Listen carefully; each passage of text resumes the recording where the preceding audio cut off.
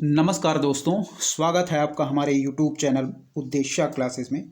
दोस्तों, हम लोग घटना चक्र की एक नई पुस्तक के तहत RO में पूछे गए पूर्व वर्षों के प्रश्नों की श्रृंखला देख रहे थे। ठीक है दोस्तों, हम लोगों ने ऑलरेडी चैनल पे 2 वीडियोस अपलोडेड कर दिए हैं, जिसमें हम लोगों ने पूरे एशियंट हिस्ट्री को कवर कर लिया है। बहुत अच्छे ही तरीके से सारे प्रश्नों को हम लोगों ने दोस्तों एशियंट हिस्ट्री के कवर कर लिया है। ठीक है दोस्तों, आज हम जो हमारी तीसरी वीडियो इस बुक से संबंधित होगी, उसमें दोस्तों हम लोग मिडिवल हिस्ट्री या मध्यकालीन भारतीय इतिहास को देखेंगे। ठीक है दोस्तों, सारे प्रश्न दोस्तों बहुत ही इंपॉर्टेंट हैं, क्योंकि ये RO की पूर्व वर्षों में पूछे गए प्रश्न हैं, सारे ही प्रश्न। ठीक है दोस्तों, सारे प्रश्न हम लोग ध्यान से देखेंगे। ठीक है, चलिए शुरू करते हैं। देखते हैं दोस्तों क्या दिया गया है, ध्यान से देखिएगा आप लोग। पहला प्रश्न क्या कह रहा है दोस्तों? पहला जो है हमारा टॉपिक वह है भारत पर मुस्लिम आक्रमण। ठीक है, ध्यान से देखिएगा आप लोग। चलिए शुरू करते हैं दोस्तों। पहला प्रश्न कह रहा है कि शाहनामा का लेखक फरिश्ता किसके दरबार से संबंधित था? ठीक है, क्या कह रहा है? शाहनामा का लेखक फरिश्ता किसके दरबार से संबंधित था? ठीक है, चलिए ठीक है दोस्तों। चलिए दोस्तों, ये प्रश्न ही आप लोग देखेंगे, जैसा कि ये प्रश्न ही दिया गया है, प्रश्न ही गलत है दोस्तों। ठीक है, प्रश्न ही दोस्तों गलत है। शाहनामा का लेखक दोस्तों फरिश्ता नहीं था। जैसा कि आप सभी लोग जानते हैं कि शाहनामा का लेखक फरिश्ता ना होकर दोस्तों फिरदौसी था। ठीक है, यहाँ यदि फिरदौसी होता तो ये प्रश्न दोस्तों सही होता। और फिरदौसी किसके दरबार के प्रसिद्ध विद्वान कवि थे दोस्तों? तो महमूद गजनबी के। यहाँ यदि फिरदौसी होता तो हमारा सही आंसर दोस्तों महमूद गजनबी हो जाता, लेकिन यहाँ फिरदौसी ना होके फरिश्ता दिया गया है दोस्तों, इसलिए ये प्रश्न गलत है। ठीक है दोस्तों, यहाँ यदि फिरदौसी होता तो सही आंसर ऑप्शन बी हो जाता। चलिए स्टार्ट मार्क किया गया है दोस्तों, बढ़ते हैं अगले प्रश्न की तरफ। ठीक है, क्या कह रहा है हमारा अगला प्रश्न, देखेंगे, ध्यान से देखिएगा आप लोग। दोस्तों दूसरा नंबर प्रश्न कह रहा है कि निम्नलिखित में से किस सुल्तान ने साम्राज्य की सीमाओं की सुरक्षा हेतु, क्या है? निम्नलिखित में से किस सुल्तान ने साम्राज्य की सीमाओं की सुरक्षा हेतु एक विशेष सेना को नियुक्त किया? ठीक है, तो इसका आंसर हो जाएगा दोस्तों ऑप्शन डी, अलाउद्दीन खिलजी। ठीक है, एक बार और देख लेंगे। निम्नलिखित में से किस सुल्तान ने साम्राज्य की सीमाओं की सुरक्षा हेतु एक विशेष सेना को नियुक्त किया? Option D, Alauddin Khilji. चलिए बढ़ते हैं अगले प्रश्न की तरफ। क्या कह रहा है हमारा अगला प्रश्न, देखेंगे आप लोग ध्यान से। तीसरा नंबर प्रश्न है दोस्तों, यह कह रहा है कि निम्नलिखित में से कौन राजा मुहम्मद गोरी द्वारा चंदावर के युद्ध में पराजित किया गया था? ठीक है, ध्यान से देखिएगा। निम्नलिखित में से कौन राजा मुहम्मद गोरी द्वारा चंदावर के युद्ध में पराजित किया गया था?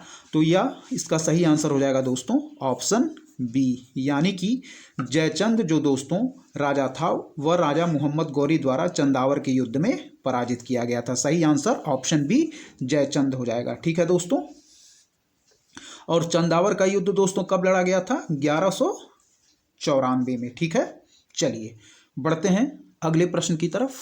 क्या कह रहा है हमारा अगला प्रश्न दोस्तों? अगला हमारा नया टॉपिक है, ध्यान से देखिएगा आप लोग। गुलाम वंश, यहाँ से काफ़ी प्रश्न बनते हैं परीक्षाओं में। गुलाम वंश दोस्तों क्या कह रहा है? पहला प्रश्न है कि निम्नलिखित सुल्तानों में से किसने गढ़मुक्तेश्वर की मस्जिद की दीवारों पर अपने शिलालेख में स्वयं को खलीफा का सहायक कहा है? क्या है? निम्नलिखित सुल्तानों में से किसने गढ़मुक्तेश्वर की मस्जिद की दीवारों पर अपने शिलालेख में स्वयं को खलीफा का सहायक कहा है? ठीक है दोस्तों, तो इसका आंसर हो जाएगा ऑप्शन ए, यानी कि बलबन ने। ठीक है, चलिए बढ़ते हैं अगले प्रश्न की तरफ। अगला प्रश्न क्या कह रहा है दोस्तों? दूसरा नंबर देखिएगा आप लोग ध्यान से, कि निम्नलिखित में से कौन सी इल्तुतमिश के राज्यकाल में सल्तनत की राजधानी थी? क्या है? निम्नलिखित में से कौन सी इल्तुतमिश के राज्यकाल में सल्तनत की राजधानी थी? तो इसका सही आंसर हो जाएगा दोस्तों ऑप्शन डी, यानी कि जो दिल्ली थी दोस्तों वह इल्तुतमिश के राज्यकाल में सल्तनत की राजधानी थी। Option D. चलिए बढ़ते हैं, चलिए दोस्तों शुरू करते हैं, ध्यान से देखिएगा। दोस्तों हमारा गुलाम वंश समाप्त हुआ, नया हमारा टॉपिक है दोस्तों, इसी के तहत गुलाम वंश के ही तहत आ जाएगा हमारा दोस्तों खिलजी वंश। ठीक है, क्या है? खिलजी वंश। सूची 1 को सूची 2 से दोस्तों सुमेलित करना है। चलिए सुमेलित करेंगे हम लोग, ध्यान से देखिएगा। रणथंभौर, तो रणथंभौर से संबंधित थे दोस्तों हमीर देव। ठीक है, रणथंभौर से कौन सुमेलित है? हमीर देव। ठीक है, फिर है दोस्तों हमारा चित्तौड़, तो चित्तौड़ से सुमेलित हो जाएगा राणा रतन सिंह। ठीक है दोस्तों। देवगिरी, देवगिरी से हमारा सुमेलित हो जाएगा राजा राय रामचंद्र, ठीक है दोस्तों। और गुजरात से हमारा सुमेलित हो जाएगा कर्णदेव, ठीक है दोस्तों। फिर से एक बार हम लोग देख लेंगे। रणथंभौर से सुमेलित हो जाएगा दोस्तों हमीरदेव, ठीक है, रणथंभौर हमीरदेव। चित्तौड़ राणा रतन सिंह, देवगिरी राजा राय रामचंद्र और गुजरात हो जाएगा दोस्तों कर्णदेव। इस प्रकार हमारा सही आंसर जो होगा दोस्तों वह है ऑप्शन डी, ठीक है, ऑप्शन डी हमारा सही आंसर हो जाएगा। यहाँ नीचे आप लोग देख लीजिएगा, रणथंभौर से हमीरदेव, चित्तौड़ से राणा रतन सिंह, देवगिरी से राजा राय रामचंद्र, गुजरात से कर्णदेव। चलिए बढ़ते हैं अगले प्रश्न की तरफ। दूसरा नंबर प्रश्न क्या कह रहा है कि दिल्ली सल्तनत के किस शासक ने अपने आप को खलीफा घोषित कर दिया था। क्या है, दिल्ली सल्तनत के किस शासक ने अपने आप को खलीफा घोषित कर दिया था। तो इसका आंसर हो जाएगा दोस्तों वह है मुबारक खिलजी, ठीक है, मुबारक खिलजी। दिल्ली सल्तनत के किस शासक ने अपने आप को खलीफा घोषित कर दिया था। तो वह था दोस्तों मुबारक खिलजी, ठीक है, ऑप्शन सी सही आंसर हो जाएगा। चलिए बढ़ते हैं अगले प्रश्न की तरफ। क्या कह रहा है हमारा अगला प्रश्न, देखिएगा दोस्तों ध्यान से। दोस्तों अब एक नया टॉपिक, खिलजी वंश समाप्त हुआ, नया टॉपिक है दोस्तों तुगलक वंश, ठीक है। तुगलक वंश से देखेंगे हम क्या प्रश्न पूछे गए हैं परीक्षाओं में। तुगलक वंश है दोस्तों, कह रहा है पहला प्रश्न कि निम्नलिखित में से किस शासक ने दीवाने अमीर कोही विभाग की स्थापना की थी, ठीक है। निम्नलिखित में से किस शासक ने दीवाने अमीर कोही विभाग की स्थापना की थी। तो इसका सही आंसर हो जाएगा दोस्तों मोहम्मद बिन तुगलक, यानी कि एमबीटी ने, मोहम्मद बिन तुगलक ने, ऑप्शन सी सही आंसर हो जाएगा, ठीक है। चलिए बढ़ते हैं अगले प्रश्न की तरफ। क्या कह रहा है दोस्तों हमारा अगला प्रश्न, देखेंगे ध्यान से। बेरोजगारों के सहायतार्थ, क्या है, बेरोजगारों के सहायतार्थ दिल्ली के निम्नलिखित सुल्तानों में से किसने रोजगार कार्यालय की स्थापना की थी, ठीक है दोस्तों। बेरोजगारों के सहायतार्थ दिल्ली के निम्नलिखित सुल्तानों में से किसने रोजगार कार्यालय की स्थापना की थी। तो वह है दोस्तों फिरोज शाह तुगलक ने, फिरोज शाह तुगलक ने। सही आंसर ऑप्शन डी हो जाएगा। चलिए बढ़ते हैं अगले प्रश्न की तरफ। तीसरा नंबर प्रश्न क्या कह रहा है कि सर्वप्रथम लोक निर्माण विभाग की स्थापना की थी। सर्वप्रथम पीडब्ल्यूडी पब्लिक वर्क डिपार्टमेंट की स्थापना की थी दोस्तों, तो वह की थी फिरोज शाह तुगलक ने, ठीक है। सर्वप्रथम लोक निर्माण विभाग की स्थापना किसने की थी दोस्तों, वह की थी फिरोज शाह तुगलक ने, ऑप्शन डी। चलिए बढ़ते हैं अगले प्रश्न की तरफ। क्या, चलिए दोस्तों शुरू करेंगे। दोस्तों हमारा तुगलक वंश समाप्त हुआ, अब नया टॉपिक है दोस्तों लोदी वंश। क्या है, नया टॉपिक है लोदी वंश। चलिए देखेंगे ध्यान से क्या कह रहा है दोस्तों। पहला प्रश्न कह रहा है कि निम्नलिखित में से किसने आगरा की स्थापना की थी। क्या है, निम्नलिखित में से किसने आगरा की स्थापना की थी, ठीक है दोस्तों। तो आगरा की स्थापना की थी सिकंदर लोदी ने, ठीक है। आगरा की स्थापना किसने की थी, सिकंदर लोदी ने, ठीक है। कब की थी दोस्तों, 1504 में। कब की थी, 1504 में सिकंदर लोदी ने आगरा की स्थापना की थी, ठीक है दोस्तों, याद रखिएगा आप लोग। चलिए बढ़ते हैं अगले प्रश्न की तरफ दोस्तों। दूसरा नंबर प्रश्न क्या कह रहा है हमारा, देखेंगे ध्यान से। निम्नलिखित सुल्तानों में से कौन अन्न के ऊपर कर समाप्त करने के लिए जाना जाता है, ठीक है।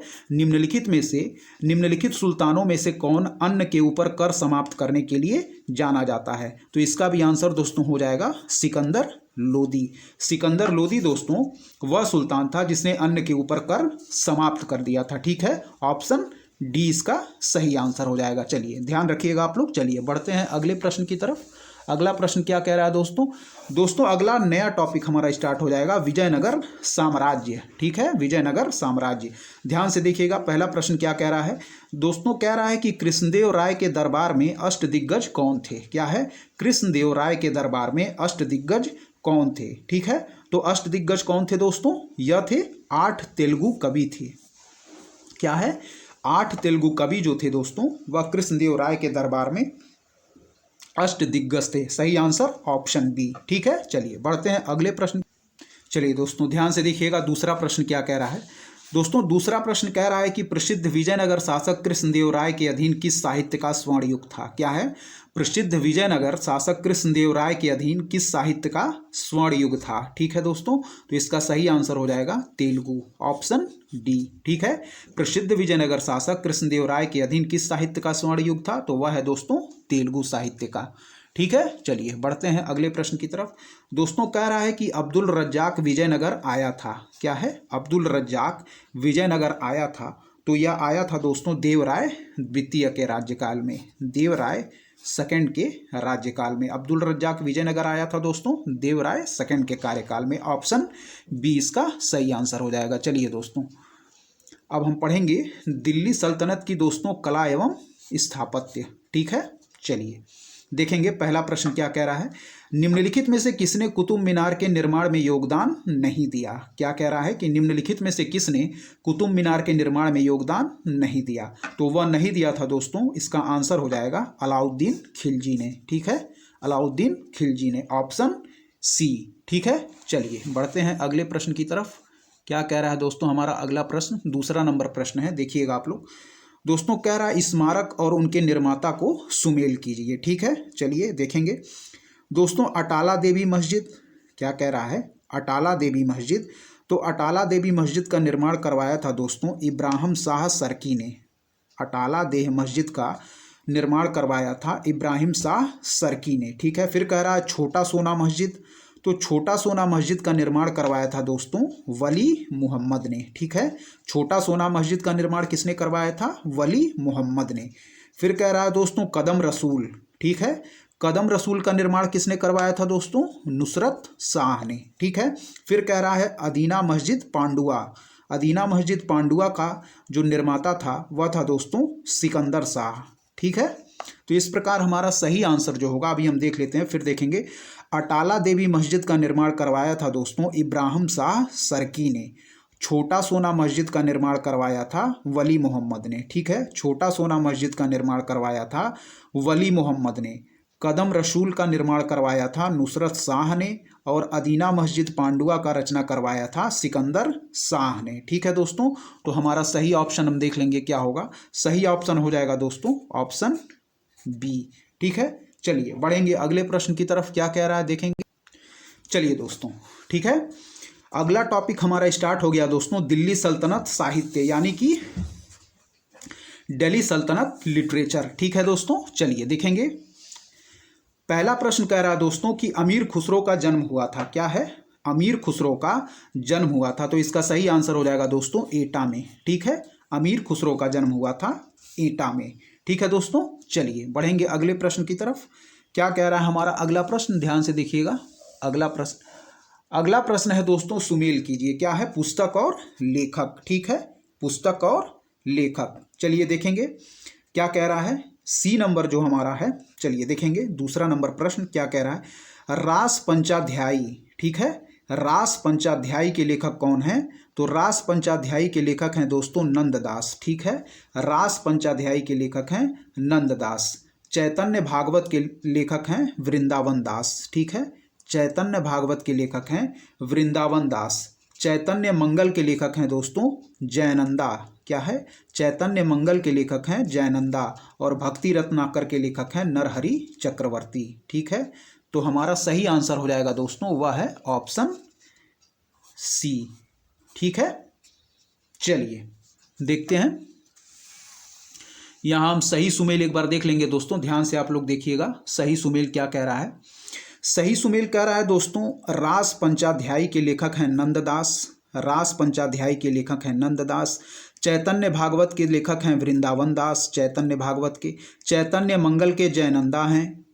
और भक्ति रत्नाकर के नरहरि चक्रवर्ती हैं। ठीक है दोस्तों, चलिए बढ़ते हैं अगले प्रश्न की तरफ। दिल्ली सल्तनत है दोस्तों विविध। दिल्ली सल्तनत का मिसलेनियस आ गया है दोस्तों। चलिए देखेंगे पहला प्रश्न कि निम्नलिखित में से किस प्रथा की शुरुआत राजपूतों के समय में हुई। क्या है, निम्नलिखित में से किस प्रथा की शुरुआत राजपूतों के समय में हुई। तो यह दोस्तों हो जाएगा ऑप्शन सी, यानी कि जौहर प्रथा की शुरुआत दोस्तों यह जो हुई थी प्रथा की शुरुआत राजपूतों के समय में हुई थी। चलिए देखेंगे अगला प्रश्न। दूसरा नंबर प्रश्न क्या कह रहा है दोस्तों कि निम्नलिखित में से दिल्ली सल्तनत के किस सुल्तान के शासन काल में शाही महलों में हिंदू देवी देवताओं की पूजा होती थी। क्या कह रहा है कि निम्नलिखित में से दिल्ली सल्तनत के किस सुल्तान के शासन काल में शाही महलों में हिंदू देवी देवताओं की पूजा होती थी। तो इसका सही आंसर है दोस्तों वह हो जाएगा नासिरुद्दीन खुसरो शाह। क्या है इसका सही आंसर? हो जाएगा नासिरुद्दीन खुसरो शाह के शासनकाल में दोस्तों दिल्ली सल्तनत के महलों में, शाही महलों में हिंदू देवी देवताओं की पूजा होती थी। सही आंसर हो जाएगा नासिरुद्दीन खुसरो शाह, ऑप्शन सी। ठीक है दोस्तों, चलिए बढ़ेंगे अगले प्रश्न की। चलिए दोस्तों देखिएगा दोस्तों, युद्ध और वर्ष, ठीक है, सुमेल करना है। चलिए दोस्तों, चंदावर का युद्ध कब लड़ा गया था? चंदावर का युद्ध लड़ा गया था दोस्तों 1194 में। ठीक है। तैमूर का आक्रमण कब किया गया था दोस्तों? तो तैमूर का आक्रमण किया गया था 1398 ईस्वी में। ठीक है दोस्तों।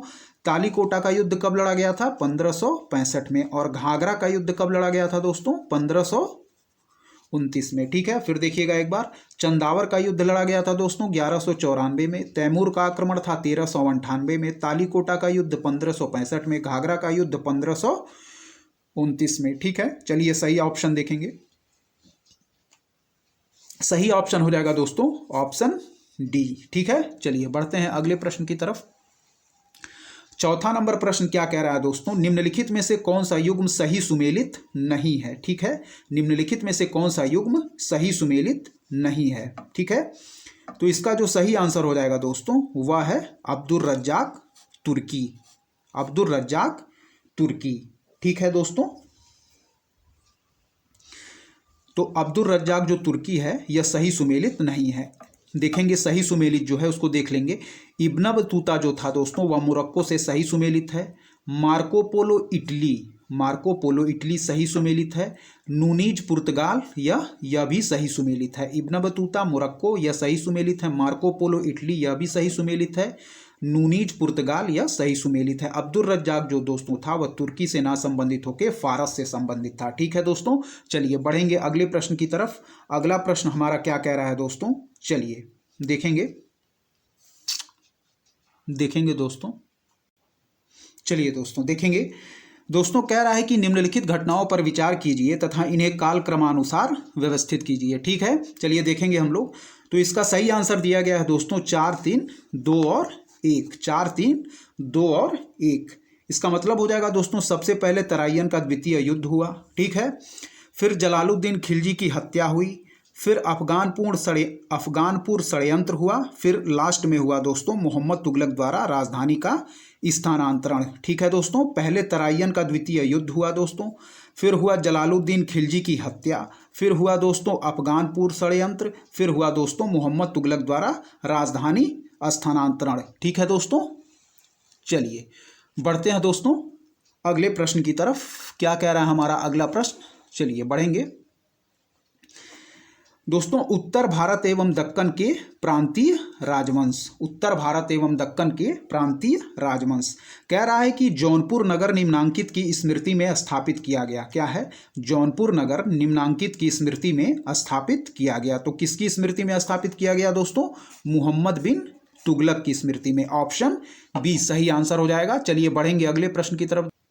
चलिए दोस्तों कह रहा है कि जौनपुर नगर की, क्या कह रहा है? जौनपुर नगर की स्थापना किसने की थी? जौनपुर नगर की स्थापना किसने की थी? तो दोस्तों जौनपुर नगर की स्थापना जो थी वह किया था फिरोज शाह तुगलक ने।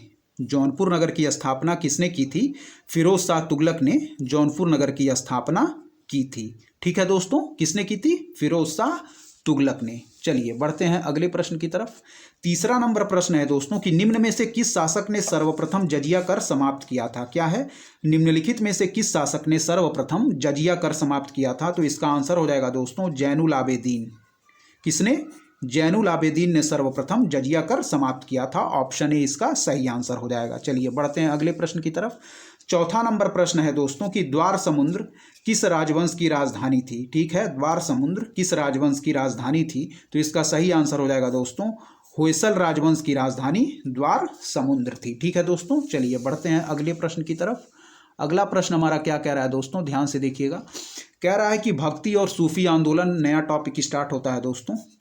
क्या कह रहा है पहला प्रश्न कि भक्ति आंदोलन का प्रारंभ किया गया था। क्या है? भक्ति आंदोलन का प्रारंभ किया गया था। तो यह किया गया था दोस्तों आलवार संतों द्वारा। ठीक है। आलवार संतों द्वारा। ठीक है दोस्तों। चलिए बढ़ेंगे अगले प्रश्न की तरफ।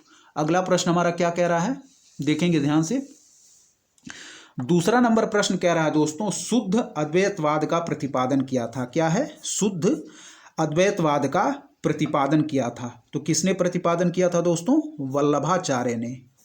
शुद्ध अद्वैतवाद का प्रतिपादन किया था वल्लभाचार्य ने। शुद्ध अद्वैतवाद वल्लभाचार्य से संबंधित हो जाएगा। ऑप्शन बी इसका सही आंसर हो जाएगा। दोस्तों यदि आपको हमारी वीडियोस पसंद आ रही हैं तो दोस्तों हमारे चैनल को जरूर सब्सक्राइब करें, लाइक करें और अपने दोस्तों के बीच शेयर करें और ऐसे ही पढ़ते रहें। चलिए देखते हैं दोस्तों, अगले प्रश्न की तरफ बढ़ते हैं। क्या कह रहा है हमारा अगला प्रश्न? तीसरा नंबर प्रश्न कह रहा है दोस्तों, कबीर एवं धर्मदास के मध्य संवादों के संकलन का शीर्षक है। क्या है? कबीर एवं धर्मदास के मध्य संवादों के संकलन का शीर्षक है।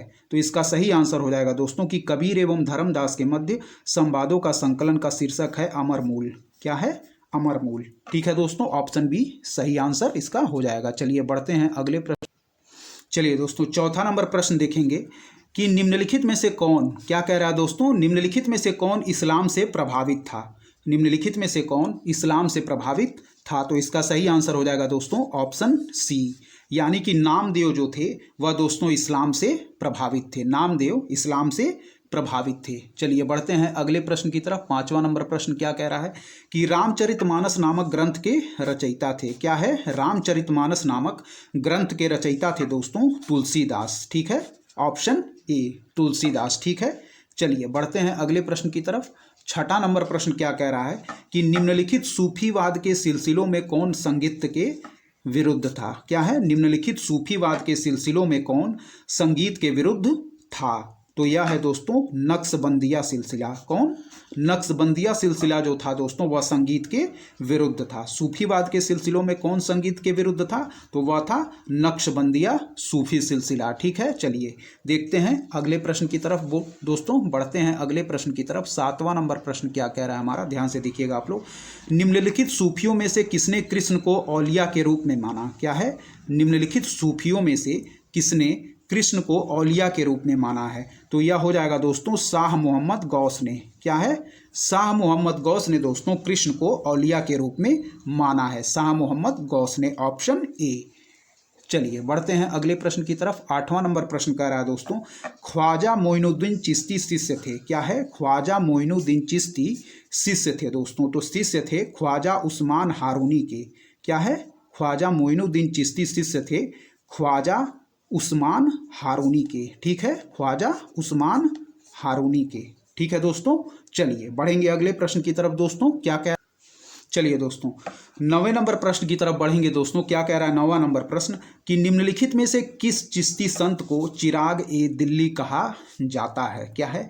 निम्न में से किस चिश्ती संत को चिराग ए दिल्ली कहा जाता है? तो इसका सही आंसर हो जाएगा दोस्तों नासिरुद्दीन। नासिरुद्दीन को चिरागे दिल्ली कहा जाता है। ठीक है दोस्तों, निम्नलिखित में से किस चिश्ती संत को चिरागे दिल्ली? तो वह हो जाएगा दोस्तों ऑप्शन डी नासिरुद्दीन को। ठीक है, चलिए बढ़ेंगे अगले प्रश्न की तरफ दोस्तों। अगला प्रश्न जो है दोस्तों, हमारा नया टॉपिक दिल्ली सल्तनत समाप्त होता है दोस्तों। अब मिडिवल हिस्ट्री का एक बहुत ही महत्वपूर्ण टॉपिक मुगल वंश शुरू होता है। चलिए देखते हैं दोस्तों। मुगल वंश में पहला टॉपिक है हमारा बाबर। ठीक है, क्या कह रहा है पहला प्रश्न, ध्यान से देखिएगा आप लोग।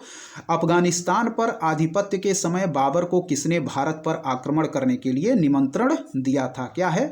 अफगानिस्तान पर आधिपत्य के समय बाबर को किसने भारत पर आक्रमण करने के लिए निमंत्रण दिया था? ठीक है दोस्तों, तो इसका सही आंसर हो जाएगा दौलत खान ने। ठीक है, दौलत खान ने दोस्तों अफगानिस्तान पर आधिपत्य के समय बाबर को भारत पर आक्रमण करने के लिए निमंत्रण दिया था। किसने? दौलत खान ने, ऑप्शन सी। चलिए बढ़ते हैं अगले प्रश्न की तरफ। दूसरा नंबर प्रश्न क्या कह रहा है दोस्तों कि मध्यकालीन भारत के मुगल शासक वस्तुतः थे। क्या है? मध्यकालीन भारत के मुगल शासक वस्तुतः थे। ऑप्शन ए फारसी ईरानी। इसका सही आंसर हो जाएगा दोस्तों कि मध्यकालीन भारत के जो मुगल शासक वस्तुतः थे यह थे दोस्तों चगताई तुर्क। कौन थे? चगताई तुर्क थे। ठीक है, ऑप्शन सी सही आंसर हो जाएगा। चलिए बढ़ते हैं अगले प्रश्न की तरफ कि दोस्तों तीसरा नंबर कह रहा है कि राणा सांगा ने निम्नलिखित युद्धों में से किसमें बाबर के विरुद्ध लड़ाई की थी? ठीक है, राणा सांगा ने निम्नलिखित युद्धों में से किसमें बाबर के विरुद्ध लड़ाई की थी? तो वह है दोस्तों खानवा का युद्ध। ठीक है, खानवा का युद्ध कब लड़ा गया था दोस्तों? बाबर और राणा सांगा के बीच? यह लड़ा गया था दोस्तों मार्च 1527 में। ठीक है दोस्तों, चलिए ध्यान रखिएगा आप लोग। चलिए बढ़ते हैं अगले प्रश्न की तरफ। दोस्तों चौथा नंबर प्रश्न कह रहा है कि निम्नलिखित में से किस शासक ने शाहरुख नामक चांदी का सिक्का चलाया? क्या है? निम्नलिखित में से किस शासक ने शाहरुख नामक चांदी का सिक्का चलाया? तो दोस्तों बाबर ने शाहरुख नामक चांदी का सिक्का चलाया था। ठीक है, किसने? बाबर ने शाहरुख नामक चांदी का सिक्का चलाया था। ठीक है दोस्तों, चलिए बढ़ेंगे अगले प्रश्न की तरफ। इसका सही आंसर ऑप्शन। चलिए दोस्तों ध्यान से देखिएगा। दोस्तों हमारा बाबर टॉपिक समाप्त हुआ। अगला टॉपिक है हमारा हुमायूं और शेरशाह। ठीक है, हुमायूं और शेरशाह। पहला प्रश्न पढ़ेंगे। दोस्तों पहला प्रश्न कह रहा है कि शेरशाह सूरी का अंतिम अभियान निम्नलिखित में से किस राज्य के विरुद्ध था? क्या है?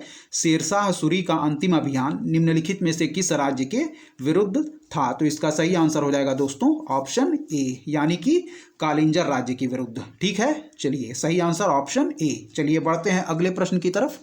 दूसरा नंबर प्रश्न क्या कह रहा है दोस्तों? दूसरा नंबर प्रश्न कह रहा है कि शेरशाह के अंतर्गत तांबे के दाम और चांदी के रुपया की विनिमय दर क्या थी? शेरशाह के अंतर्गत तांबे के दाम और चांदी के रुपया की विनिमय दर क्या थी? तो इसका सही आंसर हो जाएगा दोस्तों 64:1। शेरशाह के अंतर्गत तांबे के दाम और चांदी के रुपया की विनिमय दर क्या थी? 64:1, यानी कि 64:1। ऑप्शन डी सही आंसर हो जाएगा। ठीक है, चलिए बढ़ेंगे अगले प्रश्न की तरफ। दोस्तों अगला प्रश्न क्या कह रहा है कि निम्नलिखित घटनाओं पर विचार कीजिए और उन्हें काल क्रमानुसार व्यवस्थित कीजिए। क्या है?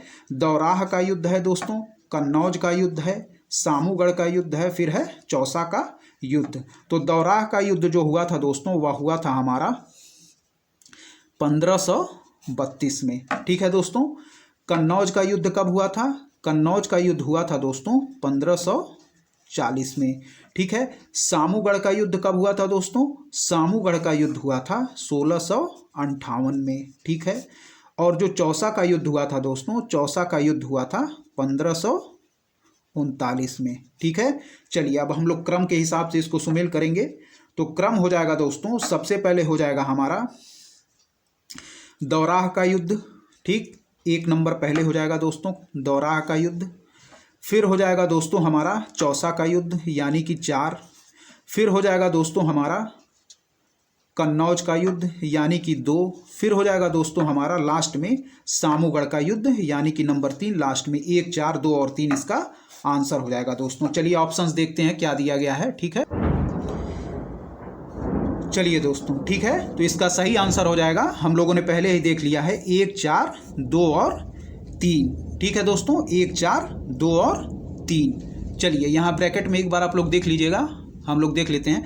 दौराह का युद्ध हुआ था दोस्तों 1532 ईस्वी में। ठीक है, चौसा का युद्ध हुआ था 1539 ईस्वी में। कन्नौज का युद्ध हुआ था 1540 ईस्वी में। और सामूगढ़ का युद्ध हुआ था 1658 में। दौरा का युद्ध 1532, चौसा का युद्ध 1539, कन्नौज का युद्ध 1540, सामूगढ़ का युद्ध 1658 में। ठीक है दोस्तों, चलिए बढ़ेंगे चौथे नंबर प्रश्न की तरफ कि निम्नलिखित मध्ययुगीन शासकों में से कौन एक उच्च शिक्षित था। क्या है दोस्तों, निम्नलिखित मध्ययुगीन शासकों में से कौन एक उच्च शिक्षित था। तो इसका सही आंसर हो जाएगा ऑप्शन डी, यानी कि शेरशाह मध्ययुगीन शासकों में से ऐसा शासक था दोस्तों जो एक उच्च शिक्षित शासक था। ठीक है, चलिए बढ़ेंगे अगले प्रश्न की तरफ। 5वां नंबर प्रश्न क्या कह रहा है कि दोस्तों शेरशाह सूरी के संदर्भ में निम्नलिखित में से कौन सा से कथन सही है। वह एक शानदार प्रशासनिक व्यवस्था के निर्माता थे दोस्तों।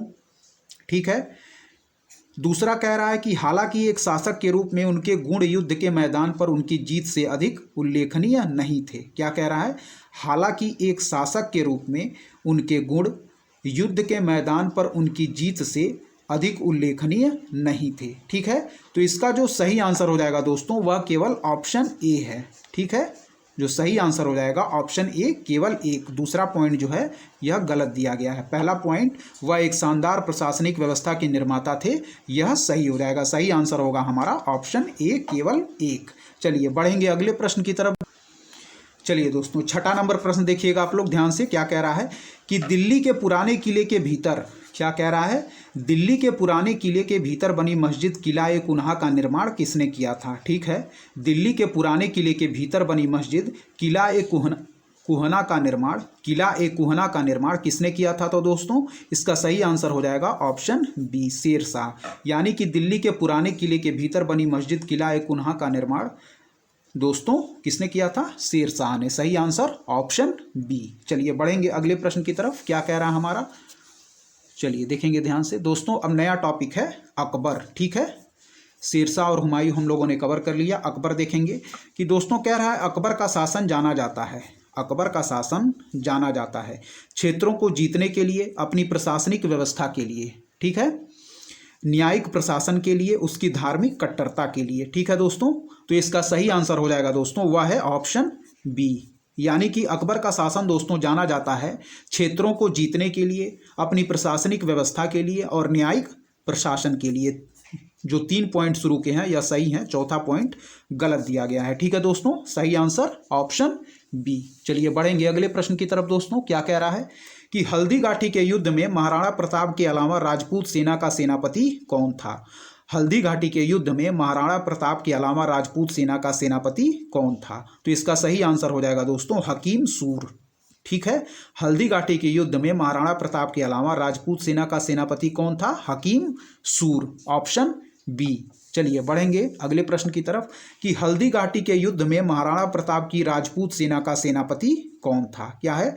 हल्दी घाटी के युद्ध में महाराणा प्रताप की राजपूत सेना का सेनापति कौन था? ठीक है, रिपीटेड प्रश्न है दोस्तों, इसका भी आंसर हो जाएगा हकीम खान सूर। कौन था? हकीम खान सूर। चलिए बढ़ेंगे अगले प्रश्न की तरफ दोस्तों, इसका सही आंसर, चलिए दोस्तों ध्यान से देखिएगा, हम लोग आ गए हैं चौथे नंबर प्रश्न की तरफ। क्या है कि निम्नलिखित में से किस परिवार ने सर्वप्रथम अकबर के साथ वैवाहिक संबंध स्थापित किया था? क्या कह रहा है कि निम्नलिखित में से किस परिवार ने सर्वप्रथम अकबर के साथ वैवाहिक संबंध स्थापित किया था? तो हो जाएगा दोस्तों ऑप्शन सी, ठीक है, ऑप्शन सी यानी कि कछवाहा, ठीक है, ऑप्शन सी हो जाएगा कछवाहा। चलिए बढ़ते हैं अगले प्रश्न की तरफ। क्या हो जाएगा? अगला प्रश्न दिया गया है, चलिए देखेंगे। अकबर के शासनकाल की निम्नलिखित घटनाओं को काल क्रमानुसार व्यवस्थित कीजिए, ठीक है दोस्तों। चलिए व्यवस्थित करेंगे दोस्तों।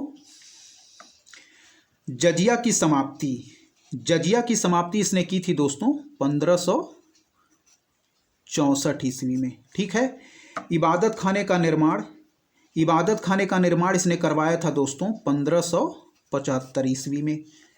महजर पर हस्ताक्षर, ठीक है, महजर पर हस्ताक्षर इसने करवाया था दोस्तों 1579 ईस्वी में, ठीक है।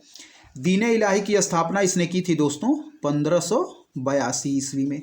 चलिए अब हम लोग सुमेल कर लेते हैं। तो सबसे पहले हो जाएगा दोस्तों हमारा वह है जजिया की समाप्ति, यानी कि जजिया की समाप्ति इसने की थी 1564 ईस्वी में, ठीक है। जजिया की समाप्ति कब की थी? 1564 ईस्वी में, ठीक है। इबादत खाने का निर्माण कब करवाया था इसने? 1575 में, ठीक है। तो सबसे पहले हमारा हो जाएगा दोस्तों जजिया की समाप्ति 1564 में, ठीक है। फिर हो जाएगा दोस्तों इबादत खाने का निर्माण 1575 में। फिर हो जाएगा महजर पर हस्ताक्षर 1579 में और दीने इलाही की स्थापना 1582 में। सही आंसर हो जाएगा दोस्तों 1, 2, 3 और 4। जजिया की समाप्ति 1564 में, इबादत खाने का निर्माण 1575 में, महजर पर हस्ताक्षर 1579 में, दीने इलाही की स्थापना 1582 में, ठीक है दोस्तों। इसका सही आंसर ऑप्शन ए हो जाएगा। दोस्तों यदि आपको हमारी वीडियो पसंद आ रही है तो हमारे चैनल को जरूर सब्सक्राइब करें दोस्तों, लाइक करें और अपने दोस्तों के बीच शेयर करें और ऐसे ही पढ़ते रहें। चलिए दोस्तों बढ़ते हैं अगले प्रश्न की तरफ। क्या कह रहा है हमारा अगला प्रश्न? 6वां नंबर प्रश्न देखेंगे दोस्तों। चलिए बढ़ेंगे 6वां नंबर प्रश्न की तरफ कि निम्नलिखित घटनाओं पर विचार कीजिए तथा उनको काल क्रमानुसार व्यवस्थित कीजिए, ठीक है दोस्तों। क्या कह रहा है कि अम्बेर की राजकुमारी से अकबर का विवाह, अम्बेर की राजकुमारी से अकबर का विवाह कब हुआ था दोस्तों? 1562 में, ठीक है, 1562 में। कह रहा है तुक्का रोई का युद्ध, ठीक है, तुक्का रोई का युद्ध, तुक्का रोई का युद्ध हुआ था दोस्तों 1575 में, ठीक है। मालवा पर मुगल आक्रमण, मालवा पर मुगल आक्रमण कब हुआ था दोस्तों? तो मालवा पर मुगल आक्रमण हुआ था 1561 ईस्वी में, ठीक है।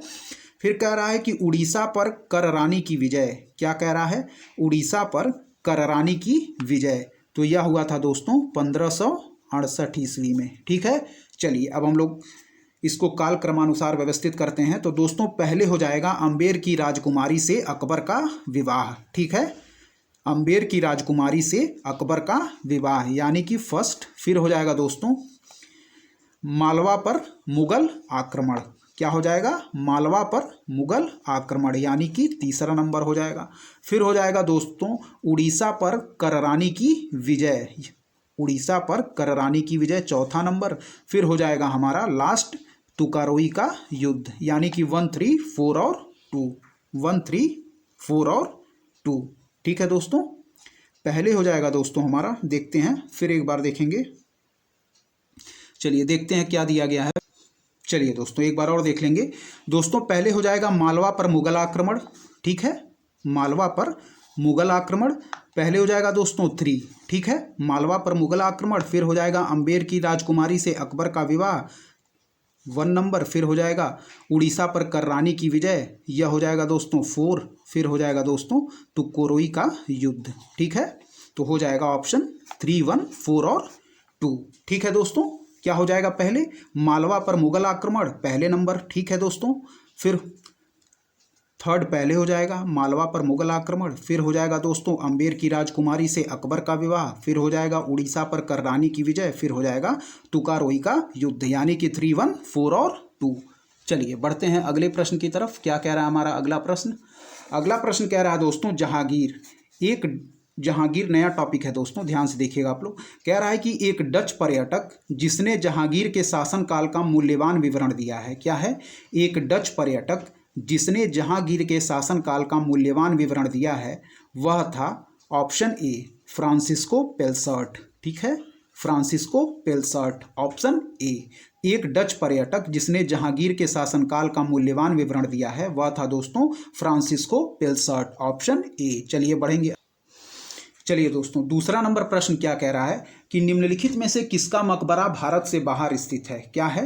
निम्नलिखित में से किसका मकबरा भारत के बाहर स्थित है? तो सही आंसर हो जाएगा ऑप्शन डी जहांगीर। ठीक है, जहांगीर। इसका मकबरा दोस्तों लाहौर में रावी नदी के किनारे शाहदारा नामक स्थान पर स्थित है। ठीक है दोस्तों, तो निम्नलिखित में से किसका मकबरा भारत से बाहर स्थित है? वह है ऑप्शन डी जहांगीर। चलिए बढ़ेंगे अगले प्रश्न की तरफ। तीसरा नंबर प्रश्न क्या कह रहा है कि समुद्रगुप्त के प्रयाग प्रशस्ति वाले स्तंभ पर निम्नलिखित में से किसका लेख मिलता है? तो इसका सही आंसर हो जाएगा दोस्तों जहांगीर। ठीक है, ऑप्शन ए। चलिए बढ़ेंगे अगले प्रश्न की तरफ। अगला प्रश्न कह रहा है दोस्तों शाहजहां। क्या है? अगला नया टॉपिक है शाहजहां। कह रहा है कि किस मुगल बादशाह ने बलबन द्वारा प्रारंभ किया गया दरबारी रिवाज सिजदा समाप्त कर दिया था? क्या है? किस मुगल बादशाह ने बलबन द्वारा प्रारंभ किया गया दरबारी रिवाज सिजदा समाप्त कर दिया था? तो इसका सही आंसर हो जाएगा दोस्तों शाहजहां ने। सही आंसर शाहजहां ने बलबन द्वारा प्रारंभ किए गए दरबारी रिवाज सिजदा को समाप्त कर दिया था। ठीक है दोस्तों, चलिए बढ़ेंगे अगले प्रश्न की तरफ। क्या कह रहा है दोस्तों? अगला टॉपिक है दोस्तों औरंगजेब। ठीक है, औरंगजेब। चलिए कह रहा है कि निम्न में से कौन जिंदा पीर के नाम से जाना जाता था? क्या है? निम्न में से कौन जिंदा पीर के नाम से जाना जाता था? इसका सही आंसर हो जाएगा ऑप्शन सी औरंगजेब को जिंदा पीर के नाम से जानते थे। चलिए बढ़ेंगे अगले प्रश्न की तरफ। क्या कह रहा है कि किस मुगल सेनापति के साथ शिवाजी ने 1665 में पुरंदर की संधि पर हस्ताक्षर किए थे? ठीक है, कह रहा है कि किस मुगल सेनापति के साथ शिवाजी ने 1665 में पुरंदर की संधि पर हस्ताक्षर किए थे? तो इसका सही आंसर ऑप्शन बी यानी कि जय सिंह के साथ। यानी कि शिवाजी ने 1665 में जय सिंह के साथ पुरंदर की संधि पर हस्ताक्षर किए थे। सही आंसर ऑप्शन बी जय सिंह हो जाएगा दोस्तों। चलिए बढ़ेंगे अगले प्रश्न की तरफ। इसका सही आंसर चलिए दोस्तों तीसरा नंबर प्रश्न कह रहा है कि दिल्ली के लाल किले में मोती मस्जिद का निर्माण किया था? क्या है? दिल्ली के लाल किले में मोती मस्जिद का निर्माण किया था। तो किसने किया था दोस्तों दिल्ली के लाल किले में मोती मस्जिद का निर्माण? वह किया था औरंगजेब ने। ऑप्शन डी दिल्ली के लाल किले में मोती मस्जिद का निर्माण औरंगजेब ने किया था दोस्तों। Option D. चलिए बढ़ेंगे अगले प्रश्न की तरफ। कह रहा है कि इनमें से किसे शाहजहां ने शाह बुलंद इकबाल की पदवी दी थी? क्या है? इनमें से किसे शाहजहां ने शाह बुलंद इकबाल की पदवी दी थी? तो इसका सही आंसर हो जाएगा दोस्तों ऑप्शन ए यानी कि दारा शिकोह ने। दारा शिकोह ने दोस्तों शाहजहां को शाह बुलंद इकबाल की पदवी दी थी। ठीक है, चलिए बढ़ेंगे अगले प्रश्न की तरफ। क्या कह रहा है दोस्तों? अब आ गया हमारा मुगल कालीन संगीत एवं चित्रकला। ठीक है, संगीत एवं चित्रकला। पहला क्या है कि चित्रकला की मुगल शैली का प्रारंभ किया था। क्या है? चित्रकला की मुगल शैली का प्रारंभ किया था हुमायूं ने। ऑप्शन बी इसका सही आंसर हो जाएगा। ठीक है दोस्तों, चलिए बढ़ेंगे अगले प्रश्न की तरफ। क्या कह रहा है हमारा अगला प्रश्न? दोस्तों अगला जो टॉपिक है हमारा मुगल कालीन साहित्य यानी कि मुगल कालीन लिटरेचर। बाबरनामा का अंग्रेजी अनुवाद किसने किया दोस्तों? बाबरनामा का अंग्रेजी अनुवाद किसने किया? तो यह है दोस्तों लेडेन और रस्किन ने। किसने किया बाबरनामा का अंग्रेजी अनुवाद? दोस्तों लेडेन और रस्किन ने। दोस्तों यदि पूछा जाए कि बाबरनामा का फारसी अनुवाद किसने किया, बाबरनामा का फारसी अनुवाद किसने किया, तो वह किया था दोस्तों पायंदा खां और अब्दुल रहीम खान खाना ने।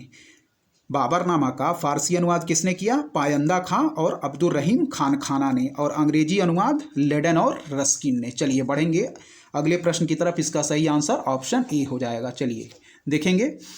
दूसरा नंबर प्रश्न है कि महाभारत के फारसी अनुवाद का शीर्षक है। क्या है? महाभारत के फारसी अनुवाद का शीर्षक है। तो इसका शीर्षक है दोस्तों रज्मनामा। महाभारत के फारसी अनुवाद का शीर्षक है रज्मनामा। चलिए बढ़ेंगे अगले प्रश्न की तरफ। ऑप्शन बी इसका सही आंसर होगा। चलिए देखेंगे।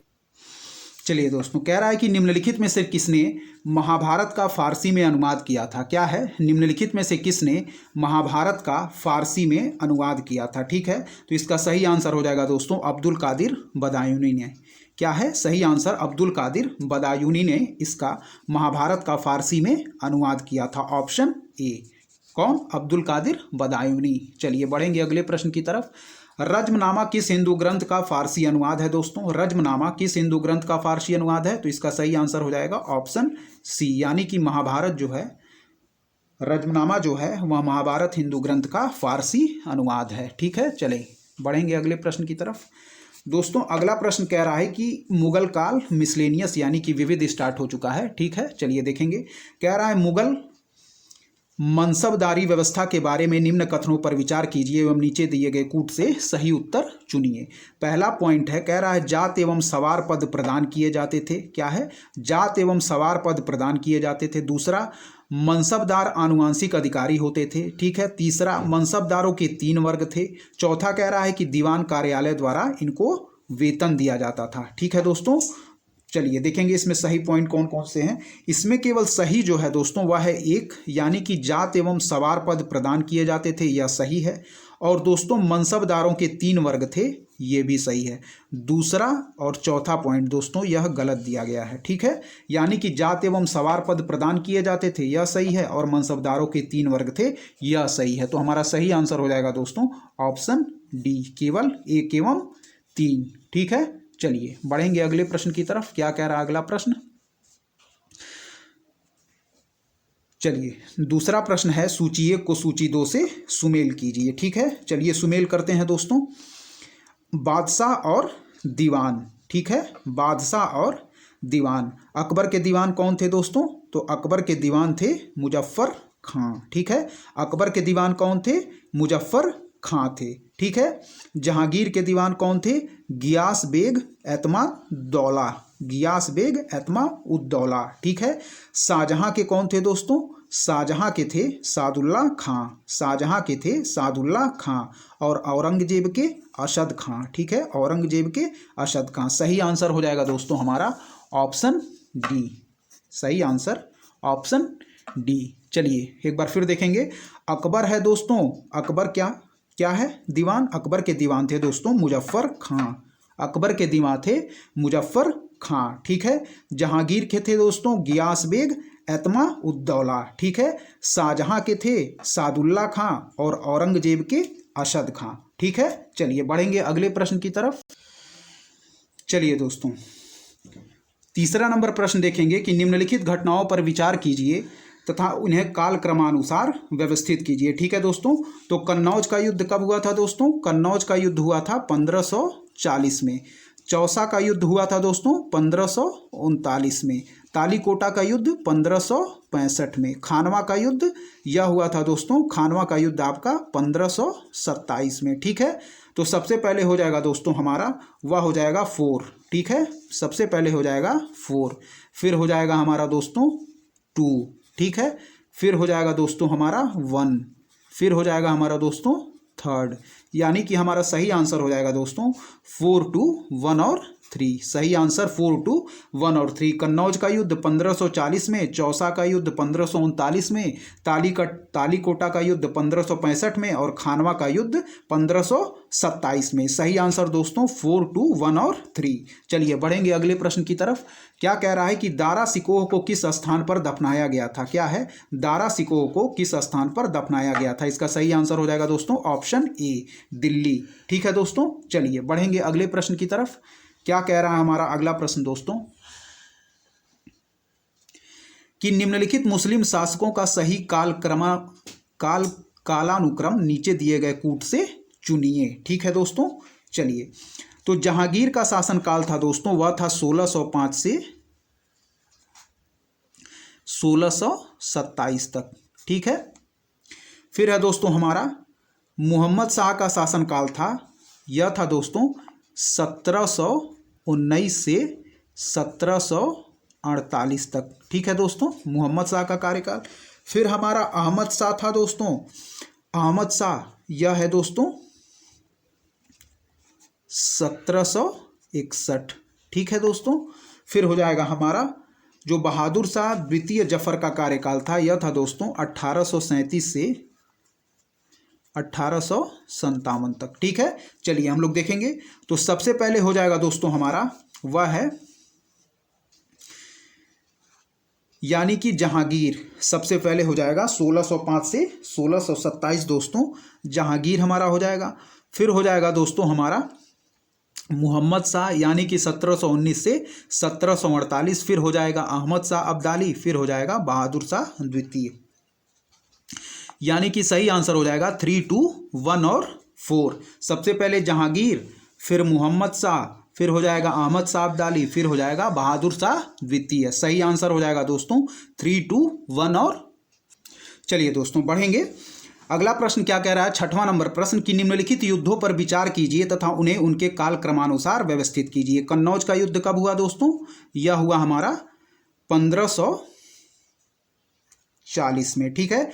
चंदेरी का युद्ध कब हुआ दोस्तों? चंदेरी का युद्ध हुआ 1528 में। ठीक है। तालीकोटा का युद्ध 1565 में और चौसा का युद्ध 1539 में। ठीक है दोस्तों। तो सबसे पहले हमारा हो जाएगा 2 नंबर चंदेरी का युद्ध।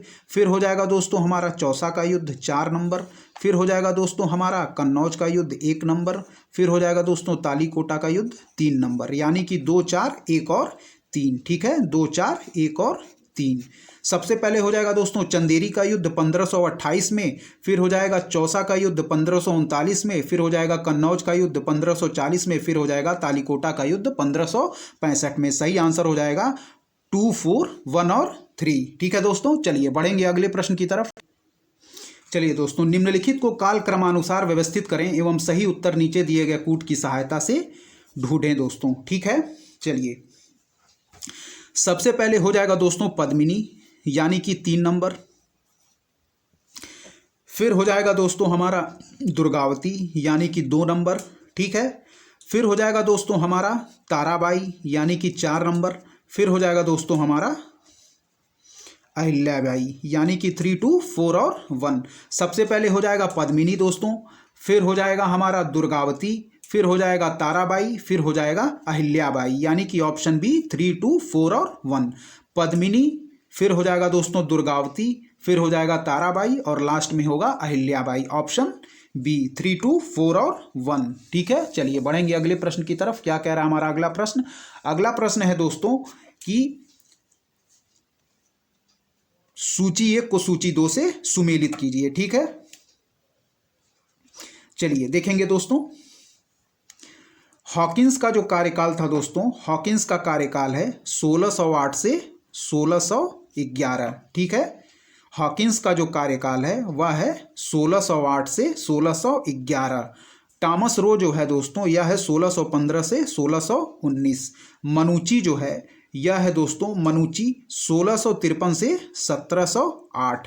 ठीक है। और रॉल्फ फिंच जो है वह है दोस्तों 1585 से 1586। ठीक है, 1585 से 1586। ठीक है।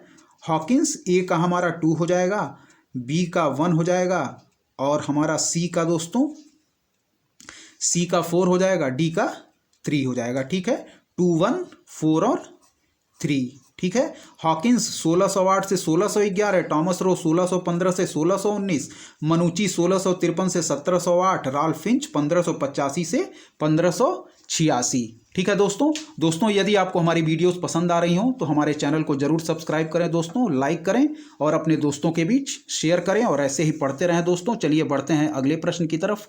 9वां नंबर प्रश्न क्या कह रहा है कि सूची 1 को सूची 2 से सुमेलित कीजिए। चलिए सुमेलित करते हैं दोस्तों। बाबर, तो बाबर दोस्तों हो जाएगा जामा मस्जिद संभल, बाबर ने निर्माण कराया था दोस्तों जामा मस्जिद संभल। हुमायूं ने निर्माण कराया था दोस्तों दीन पनाह। ठीक है, अकबर ने निर्माण कराया था दोस्तों जहांगीरी महल का, अकबर ने निर्माण कराया था जहांगीरी महल का। और जहांगीर ने निर्माण करवाया था दोस्तों एतमा उद्दौला का मकबरा। ठीक है, एतमा उद्दौला का मकबरा। फिर देखेंगे कि बाबर ने निर्माण करवाया था दोस्तों जामा मस्जिद संभल, हुमायूं ने निर्माण करवाया था दीन पनाह, अकबर ने निर्माण करवाया था जहांगीरी महल और जहांगीर ने निर्माण करवाया था दोस्तों एतमा उद्दौला का मकबरा। बाबर जामा मस्जिद संभल, हुमायूं दीन पनाह, अकबर जहांगीरी महल, जहांगीर एतमा उद्दौला का मकबरा। सही आंसर ऑप्शन ए यानी कि आमने सामने सही सुमेलित है। चलिए 10वां नंबर प्रश्न देखेंगे दोस्तों। क्या कह रहा है कि निम्नलिखित में से कौन मुगल काल में राजा बनाने वाले थे। निम्नलिखित में से कौन मुगल काल में राजा बनाने वाले थे। तो इसका सही आंसर हो जाएगा दोस्तों हुसैन अली और अब्दुल्ला। ऑप्शन ए हुसैन अली और अब्दुल्ला, ऑप्शन ए। चलिए बढ़ेंगे अगले। चलिए दोस्तों ध्यान से देखिएगा, यहाँ हमारा नया टॉपिक सिख संप्रदाय शुरू होता है। पहला प्रश्न है दोस्तों कि निम्नलिखित में से किसे गुरु नानक ने अपना उत्तराधिकारी घोषित किया था।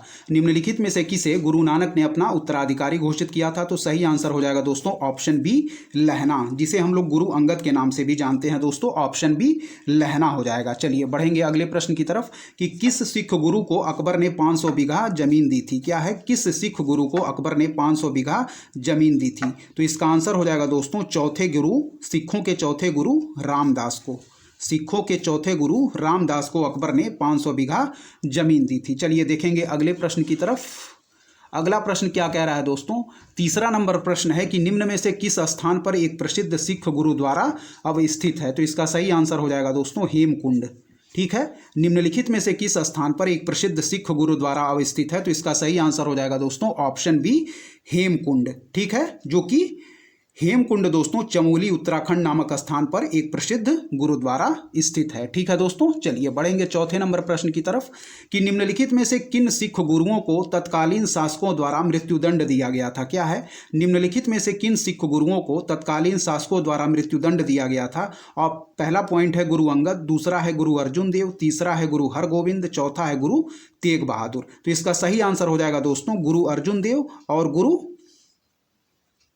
तेग बहादुर। ठीक है, गुरु अर्जुन देव और गुरु तेग बहादुर। गुरु अर्जुन देव को दोस्तों जहांगीर ने मृत्युदंड दिया था और गुरु तेग बहादुर को औरंगजेब ने।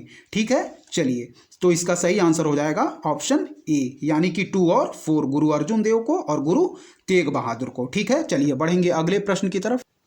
अगला प्रश्न कह रहा है दोस्तों किस सिख गुरु ने विद्रोही राजकुमार खुसरो की सहायता धन एवं आशीर्वाद से की थी। क्या है, किस सिख गुरु ने विद्रोही राजकुमार खुसरो की सहायता धन एवं आशीर्वाद से की थी। ठीक है, तो इसका सही आंसर हो जाएगा गुरु अर्जुन देव ने। ठीक है, गुरु अर्जुन देव ने। चलिए देखेंगे अगला टॉपिक है मराठा राज्य और संघ।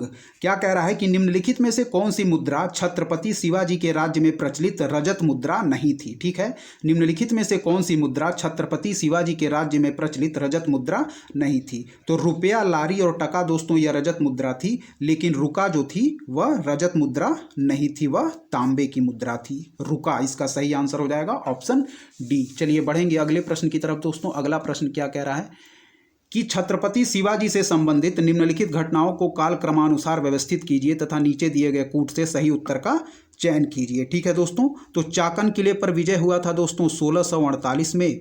अफजल खां का प्रकरण दोस्तों संबंधित है, अफजल खां का प्रकरण है दोस्तों 1659 का। ठीक है, और हो जाएगा मुगलों से मतभेद का प्रारंभ 1657 में दोस्तों, और ये हो जाएगा सूरत पर आक्रमण तथा लूटना 1658 1664। ठीक है दोस्तों, तो सबसे पहले हमारा हो जाएगा दोस्तों सूरत पर सबसे पहले हो जाएगा दोस्तों हमारा चाकन के किले पर विजय 1 नंबर।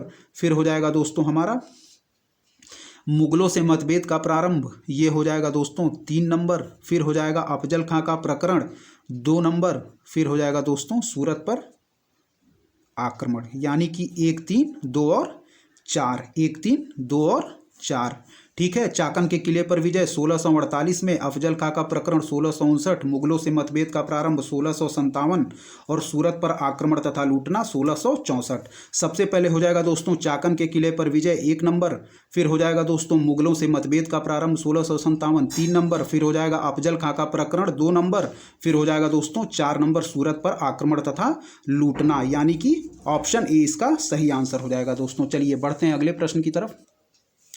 दोस्तों अभिकथन कह रहा है कि मुगल साम्राज्य के पतन के बाद मराठा सबसे शक्तिशाली देशज शक्ति के रूप में उभरे। ठीक है, ये दोस्तों हमारा अभिकथन सही है। ठीक है, फिर कह रहा है कि मराठा पहले शासक थे जिनके पास एकीकृत भारतीय राष्ट्र की संकल्पना थी, यह गलत है दोस्तों। ठीक है, तो अभिकथन हमारा मुगल साम्राज्य के पतन के बाद मराठा सबसे शक्तिशाली देशज शक्ति के रूप में उभरे, यह सही है लेकिन कारण गलत है। इस प्रकार सही आंसर हो जाएगा दोस्तों हमारा सी। ये सही है परंतु आर गलत है। ठीक है, चलिए बढ़ेंगे अगले प्रश्न की तरफ। दोस्तों क्या कह रहा है कि पानीपत का तीसरा युद्ध लड़ा गया था, हम सभी लोग जानते हैं 1761 ईस्वी में। ठीक है, 1761 ईस्वी में लड़ा गया था। ठीक है दोस्तों, यह लड़ा गया था मराठों तथा अहमद शाह अब्दाली के बीच में। मराठा सेना का नेतृत्व किया था दोस्तों सदाशिव राव भाऊ ने। किसने किया था मराठा सेना का नेतृत्व? सदाशिव राव भाऊ ने। ठीक है दोस्तों, यह लड़ा गया था 1761 में। चलिए बढ़ते हैं अगले प्रश्न की तरफ।